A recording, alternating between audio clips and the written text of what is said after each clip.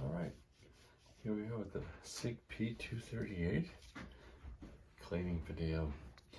So first order of business, as usual, make sure the weapon's clear. This is an empty magazine. And we have a lockback slide. There is nothing in the chamber. We've established that. And as usual, I put a piece of tape over the Crimson Chase laser to make sure that it doesn't get gun cave.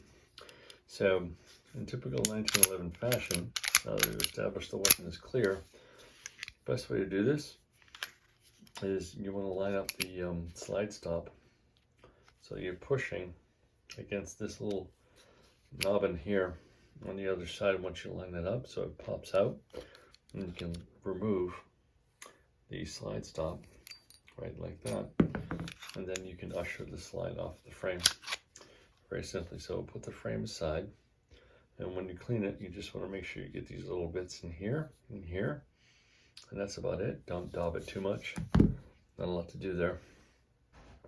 So in terms of the slide, it's got this guide rod and the recoil spring, so you pop that out, and when you do that, you'll notice there's a U shape to the guide rod itself when it pops right out of that recoil spring. Oh, hello. So then there's that, right? So you want to make sure that that thing is down like that. I'm just going to push this back out like that. Sorry, I hit the stand. So you pop right in there. You'll make sure it's nice and clean when you do that. And you have the barrel and the slide. So pop out the barrel. You know what to do with the barrel. Same thing as any cleaning. Make sure all these little bits right here in the guide ramp and the barrel itself are very clean. In terms of the slide, usual bits here, here, and here. Make sure you scrub out these bits so that the firing pin and where the barrel meets the slide is nice and clean. So just scrub that stuff out with your particular cleaning solution. That's kind of it. So once you're done, just reassemble, put the barrel in there. So here's the critical part with this particular gun, because if you don't do it quite right, you'll know it's wrong right from the start. So you've got a recoil spring on the guide rod. It's got that U shape. You pop it in there, and so when you do that, you're gonna know right away when it's in. But there's various stages of what's in and what isn't. So what you want to make sure is that this particular guide rod assembly is completely flush against the bottom of the slide, or the top, depending on your perspective, but it has to be nice and flat in there, because if it's not, you're going to have problems and you're going to know it. So if it's right, and you think so, you just want to put the slide back on the frame. So look out for this little tidbit here. So this little bit is can be troublesome, but it also tells you if you're doing things right. So what you just want to make sure is you guide that down with your finger as you slide the slide back.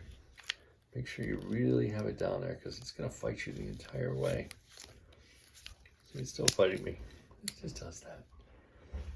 So once it's in there, see how I'm able to pull the slide back? If you can't do that, don't force it, because it's telling you it's not in there right. So I'm just going to pop it off again, just to make sure that that little bit, if you don't have that, I don't even know what the part is, but if you put that thing down, and you put the slide over it, and you're able to do that, you know you get it good. So we're good there. So now all you have to do is pop back in the slide stop. So I mean, you can see the line right through it, right? So you can see right through that slide stop hole. Just pop that little guy in there. This is where everybody always like screws up on a 1911, and they have that, you know, rookie mark. They always slide that thing in there. It's tragic. I've done it on so many weapons myself. But just go ahead and pop that in.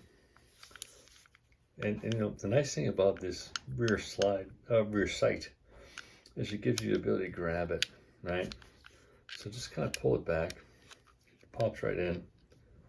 And once you get to that little indent in the slide right there, you can just pop it in like that, right? And you're good to go. So that's kind of all it is with the 238. It's a bit tricky. not so bad. There's worse things like the 938. 938, good luck trying to get that whole recoil spring and guide assembly in there. Had one, couldn't do it well, gave up on it and sold it. But 238, it's kind of like 1911, a little bit easier to take apart. I hope that's helpful. If you have any questions, give me a call. Love ya.